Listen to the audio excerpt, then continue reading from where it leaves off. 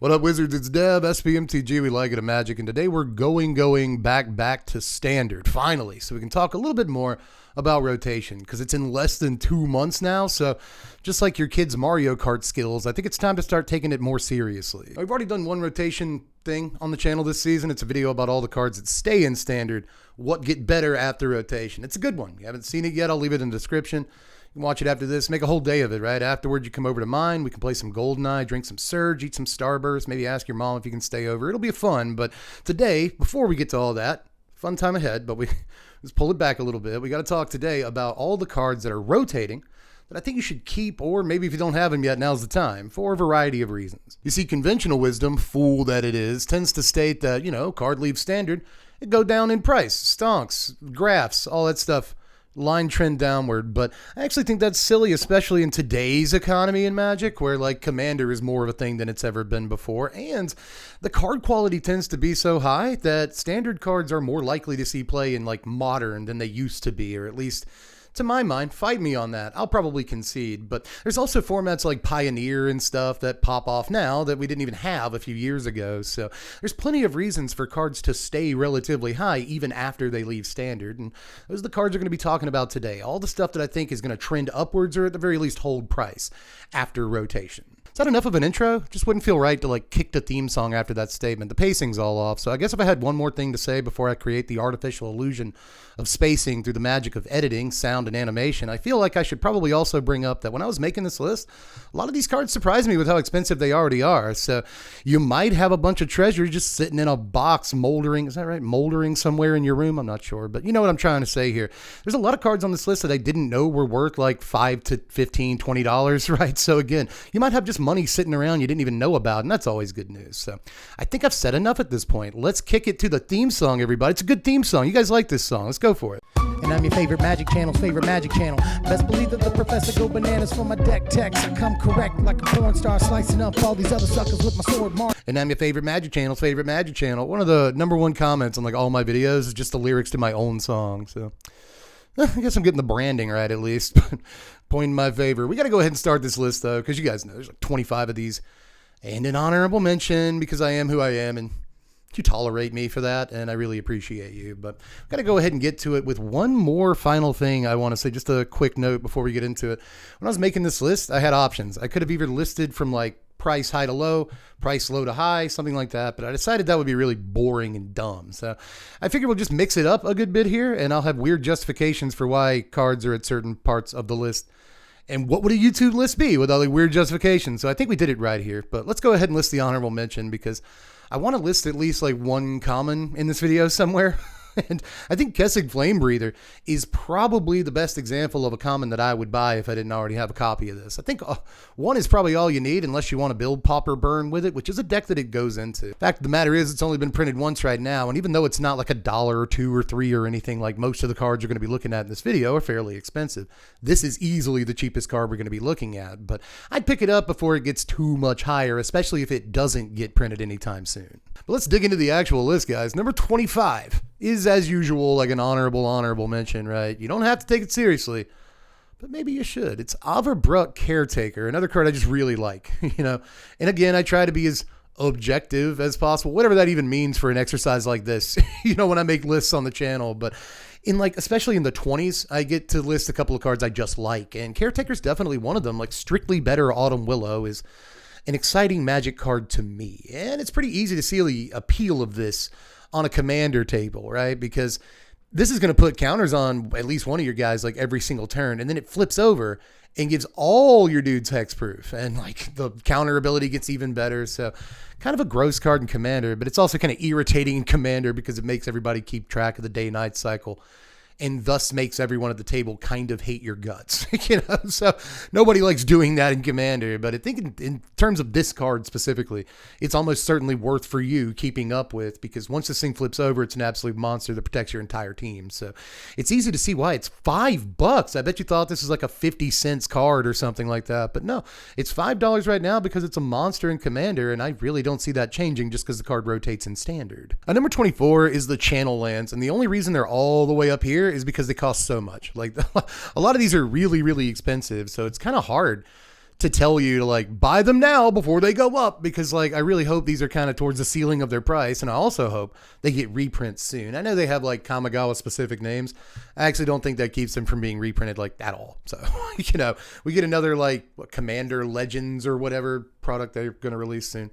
But I think that these could get reprinted in something at some point. So I'm not too scared about that. I think they could go down in the future, but I also fear they could go way, way up, even despite the fact that Pasage's is already like, I don't know, $100. It's not that much. It's like $35 to $40 or something like that for a Pasage, and all the rest are relatively cheap, but still kind of expensive. But you know, stuff like Takenuma that you can still get for like $6, that could easily go up in the very, very near future. So just keep your eye on all of these. Again, they're a little too expensive for me to tell you just pull the trigger on right now, but they could easily trend upwards given how expensive they are while they're in standard. These could have been like number 1, but again, the expense on these is, it just hurts. But anyway, number 23, let me look at my list. Number 23 is Necro. There's 25 of these. Give me a break. Number 23 is Necro Duality over here. This is pretty narrow, you know, like it just wants you to play zombies, right? So you can't put this in like every commander deck. But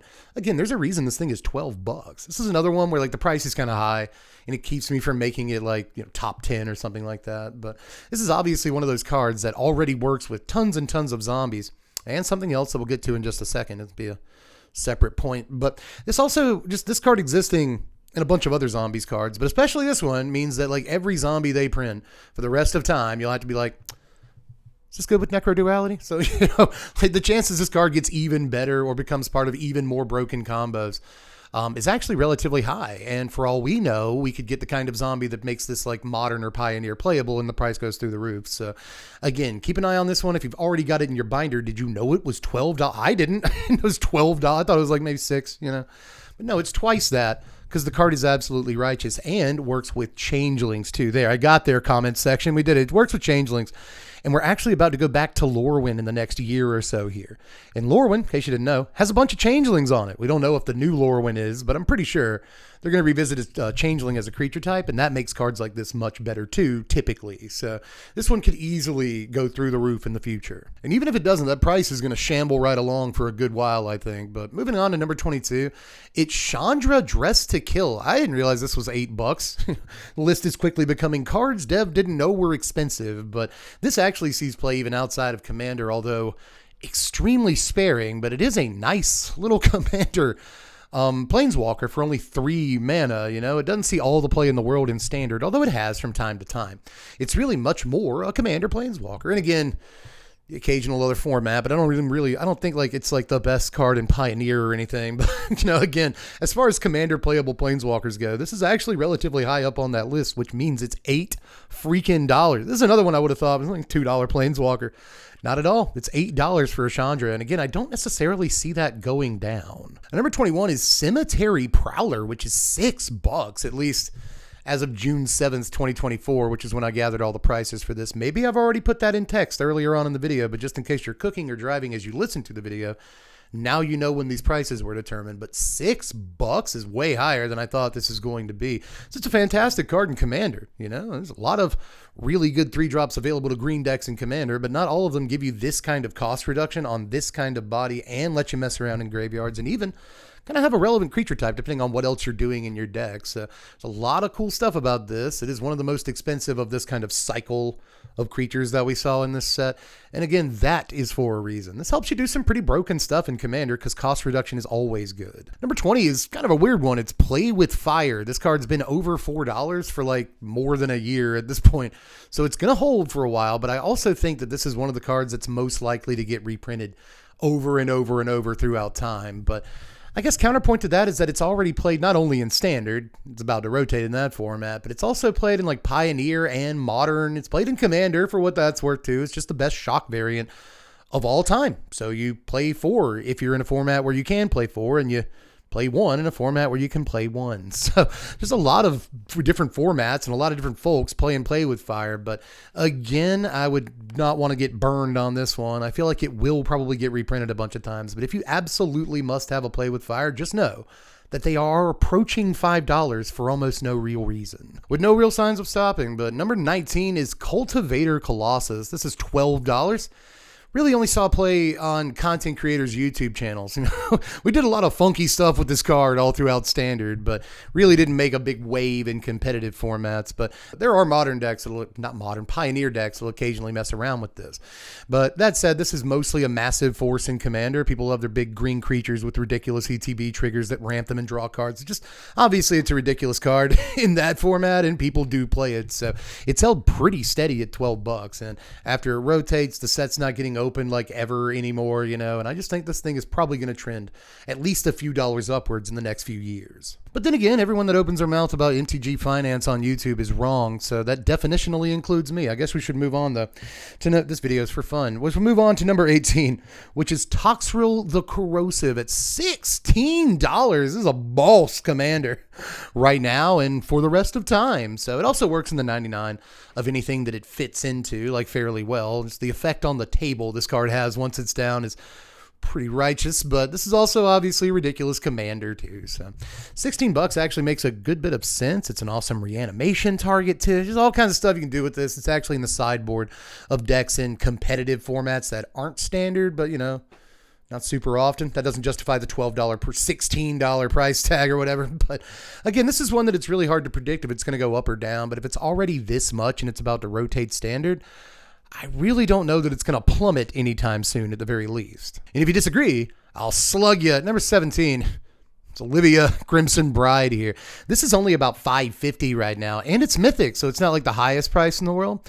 But in terms of like unplayed standard Mythics from this block of sets, it's actually relatively expensive. There are a lot of 50 cents and $1 Mythics from both Crimson Vow and Midnight Hunt. So interesting to see this at a relatively high price, and that's probably because it's a reanimation commander. It's a commander that is a reanimation spell, and that is actually super sick. I don't care how much mana it costs.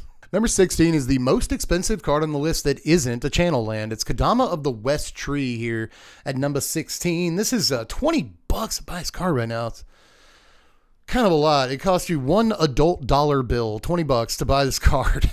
And that's a little bit much, but this is another one that it's kind of tough to see if this one's going to go down or up. But I think the arguments for it going down after rotation are far fewer than the arguments it'll go up after rotation. This is going to be kind of an evergreen effect in modified decks and +1/+1 counter decks in green and stuff. The amount of ramp this can give you and the amount of effect it can have on the table the turn it comes down are really, really high in that format. So again, there's plenty of green 3-drops you could be playing. I said that for Cemetery Prowler, but a lot of them are better than Cemetery Prowler. I don't know how many of them are better than Kodama of the West Tree, especially in the decks that play it. If you're all in on +1/+1 counters, the card is more or less a must play. So I could definitely see it going up too, but we'll move on to number 15, which is Yetmir. We're going to talk about a few commanders on this list. We already have talked about like Olivia Toxrill, right? But not all commanders are as good as other commanders.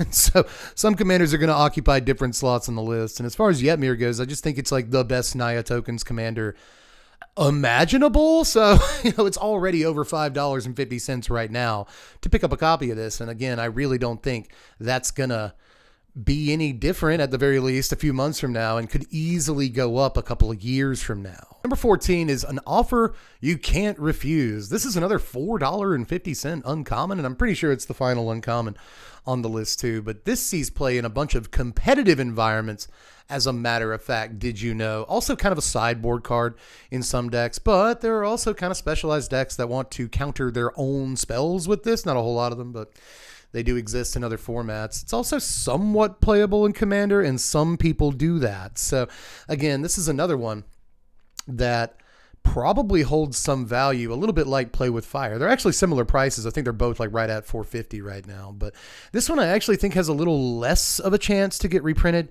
at least as many times as I expect Play with Fire will. Number 13 is the Pioneer main deckable and modern sideboardable Path of Peril, which is also a pretty desirable, wrath piece in Commander, obviously, too. There's just not a whole lot of 3-mana sweepers in black that are as effective as this. But of course, mono black decks aren't playing the card in Commander, but anything that has access to the card will consider it, especially if you're more on the controlling end, because this card offers a lot of different sort of, spread of use. There's 2 different really good use cases on this thing. And again, might just be the best like 3-mana black sweeper of all time. So I imagine this is going to hold price, and it's already over $7. Number 12 is Ledger Shredder, played in Legacy of all things. Legacy Shredder over here. This is like $12, $13 to get your hands on right now, and it's actually slowly trended up for more or less almost its entire standard lifespan. I think it took a dip there for a while, like last year, but this has gone from, $1 upon release to like 8, 9, 10, now up to 12, 13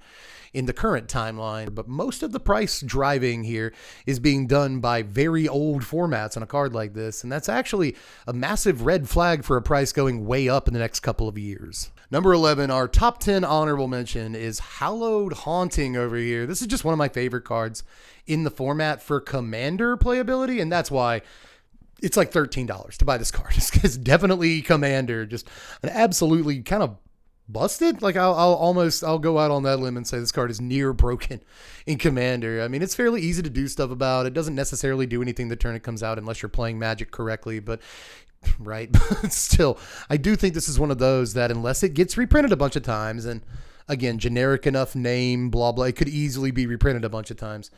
Not putting that past it. But even if it does get reprinted a time or two, I just don't think this one's going to dip below $10 anytime soon, because this is just a massively powerful, like elbow drop, like finisher effect for anything enchantment based in Commander, whether it's Sithis or you're playing Bant or whatever. There's just a million different decks that want a card like this. Like they were already playing Sigil of the Empty Throne. Why wouldn't you play this much, much better thing? Let's crack the top 10, y'all, with a similar card to the last one, but it gets a lot of points for being way cheaper. And it gets some points for the fact that it can be your Commander. Hallowed Haunting can't, but Catilda, Dawnheart Martyr can. Nailed it. I'm taking like 5 takes of this, because it's actually much harder to say this card's name than it seems like it would be. But Catilda Dawnheart Martyr is only like $2, maybe a little bit north of that right now. And that is an incredible price for a card like this. It can, like I said, be your Commander, but most of the time it's going to be in the 99 because, you probably want green in your Enchantress deck. You don't have to. It's not a rule, but you probably should do that. So in Sithis or again, Ban Enchantress or anything, this goes really, really well for just a couple of bucks, A card like this you would expect to be like 50 cents or $1, something like that to get your hands on. But the fact that it's already $2 actually means that it's moving somewhat, mostly because of Commander play. So I'm not sure about any of these, and I have to make that as a disclaimer, but this could trend downwards after rotation, but I'm not quite seeing it. I think that the price mover, the driver on this again, is mostly Commander play, and that's not going to stop anytime soon. It's just a really cool Magic card, so I don't think you'll kick yourself too hard for spending a couple of bucks on it now. Number 9 is another Commander. There's actually, though, don't worry, there's only like 2 Commanders in the rest of the top 10, and this is one of them. It's Liesa, I don't know, Forgotten Archangel. This is actually one of my favorite cards in Standard, like kind of low-key. You know how much I love Orzhov, and I like Angels, and I like being able to sacrifice guys, and Liesa goes good when you're sacrificing your dudes, goes good with Ratadabric, and Blood goes good with Giada because you can ramp her out. There's just so many different like packages you can play Liesa in Standard, but nobody really does. Like, again, I don't think Standard's driving the price of this card whatsoever, and it's about $5, $5.50 or so right now on TCG players. So that again is more than I would have expected the card to be. And if you already own a copy of the card, you should probably hold on to it. This can be your Commander, it could totally, but it just facilitates so many shenanigans in Orzhov decks or Esper, Abzan, whatever in Commander. And even if you're not doing shenanigans, it's just a strong card to have in general. So again, Liesa, I don't think is going to trend downwards anytime soon. She's just so good in Commander, and really only Commander. I keep saying like, oh, this card's good in Pioneer, maybe Modern sideboards, but this one's really only Commander. But again, I don't think that rotating is going to affect the price of a card like this, or at least not positively to us. I think the card could definitely go up in a couple of years is what I'm trying to English here. But either way, let's move on to the next one. Number 8 is Bootlegger's Stash. This is $6 right now for a really unique effect. Like not only can ramp decks and mono green decks and stuff take advantage of an effect like this, but anything that just wants to put a bunch of artifacts on the table at one time, anything that cares about treasures, and there are numerous decks in Commander that want to put a bunch of treasures on the table and stuff. So just a really actually very, very sweet card. Again, mostly because not only the effect is unique, but the effect is huge. An effect this unique and powerful in Commander is always going to be sought after. So $6 again seems like kind of the floor of a price for a card like this in Commander. Number 7 is the Reality Chip, a whole $3.50 for this card right now. So again, this is one of those that's in a weird twilight zone between like, it's not very expensive, but it's obviously seeing some play in Commander, or else it wouldn't be like $3.50 to buy the card. This is a, again, unique and very powerful effect for blue decks and Commander, the kind of effect that they don't actually have that much access to. You know, usually green does stuff like this, sort of look at the top card of your library and do stuff, you know. We've seen blue cards that do it more recently, like Fibblethip or whatever, but again, this is a more or less very unique effect for blue and Commander, which is where, again, I think all of the price driving is coming from on a card like this. So again, I just think a lot of mono blue decks and even not mono blue decks in Commander are probably into an effect like this. What number is it? Number 6 is Halo Fountain over here. This is about $6 to buy right now too, and it's easy to see why. This is mythic, so I think that's driving the price just a little bit, but there's plenty of like 50 cents and $1 mythics in standard sets right now, so it can't just be that the card is mythic. Again, unique effect. You'll note too that a lot of very uniquely powerful effects are here in the top 10, because that is something else that Commander players just eat up, dude, and there's not a whole lot of cards like a Halo Fountain. If your deck cares about drawing cards, which it probably does, this card does that. If it cares about creating tokens, and a lot of them do, this card does that. But most notably, if you want to untap your stuff and use activated abilities again, this card does that, and that's actually disgusting in a lot of Commander decks. So again, I really not just expect the price to hold on this. This is one that I specifically think could have been like in my top 3 pretty easily. I expect the price on this to rise, maybe not like hugely or anything like that, not in this massive way, but this is one of those that I almost certainly expect the price will rise on in the next couple of years if it isn't reprinted. Number 5 is Professional Facebreaker. This is actually the most expensive card remaining on the list at about $7.50, around $8 to buy right now. What's interesting about this card is it actually has been reprinted multiple times, and it still holds this like $7 to $8 value. It was reprinted in like Jumpstart. I think it may have just been reprinted in the newest Commander product, Modern Horizons 3 Commander. And it still holds, you know, that $7 to $8 price tag. So this weirdly, unlike a lot of the cards on this list, has been reprinted, not just once, but again, several times, and still holds this value, which should really tell you something about the Commander playability of a card like this. It's going to draw you a lot of cards in like your Prosper Tomebound or whatever deck has Dockside Extortionist. All your decks with Mountains have Dockside Extortionist. This card goes really well with that too.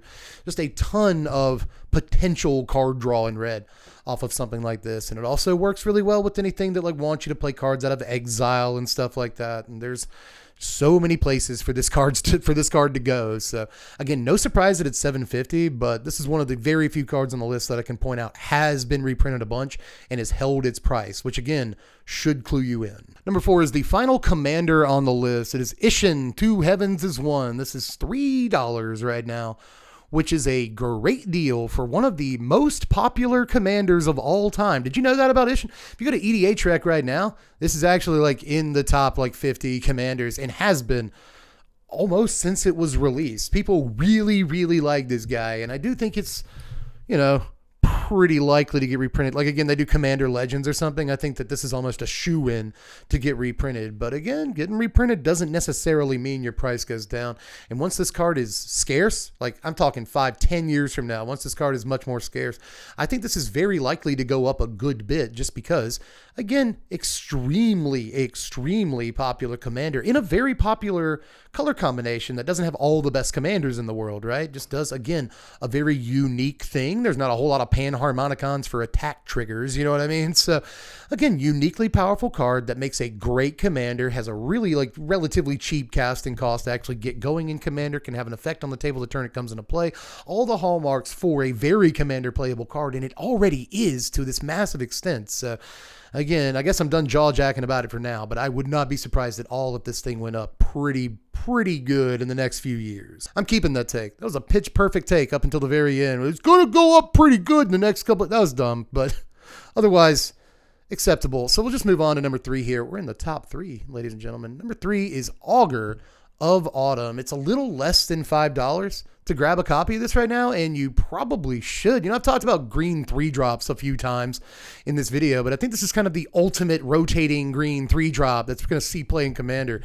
again until all of the cards blow away in ash, because like, geez Louise, people already love like Courser of Krufix and similar effects like that in Commander, but this is just one of the better versions of a card like that that's ever been printed. Vizier of the Menagerie is an expensive Magic card, and it's because it basically does what this does. Again, if you don't have one of these, I'd probably pick it up. I don't expect it to go down, and again, even if it doesn't go up, at least you got a copy of Augur of Autumn. You can play this in every green Commander deck you ever build for the rest of time and probably be pretty satisfied with the experience. Speaking of green though, number 2 is Unnatural Growth. It was actually kind of tough to order these last couple of cards because I wasn't sure that Unnatural Growth was a better quote unquote card than Augur of Autumn. But in terms of like off the Titantron shooting star press levels of power, like this is the leg drop, baby. Like this is a finishing move, a signature maneuver for most like monstrous green decks. And I'm really surprised this is only like 350 right now, but it is 350 right now, which means it could go up again if it's not reprinted to the moon and back from here on out. And it's only been printed for now in the set it was printed in. So again, the scarcity is somewhat set to the lowish level for the time being. And I think this is going to be a really desirable effect in basically any green deck that plays large creatures until I'm running out of analogies for this, but basically until Magic is no more. And that will probably never actually happen, even if Wizards of the Coast shuts down tomorrow. Have you read you see what the card does? Just absolutely ballistic. And it's the kind of thing that green mages absolutely drool over. Now, my number 1 is spicy. I would say this is a pretty spicy call. And some people are probably going to tell me this card is actually specifically not good in Commander, but I actually disagree. My number 1 is Mirror Box at only $1.50 right now. Now, again, I know the card doesn't look great in Commander at first glance because that's how Commander works, and I've already addressed that, but let me actually address it here if you don't mind. There are multiple Commander decks that really, really like this card. You know, Commanders like Orvar, the All-Seeing. You can start copying Orvar, which gets pretty nuts, like really fast. Same thing with Adrix and Nev.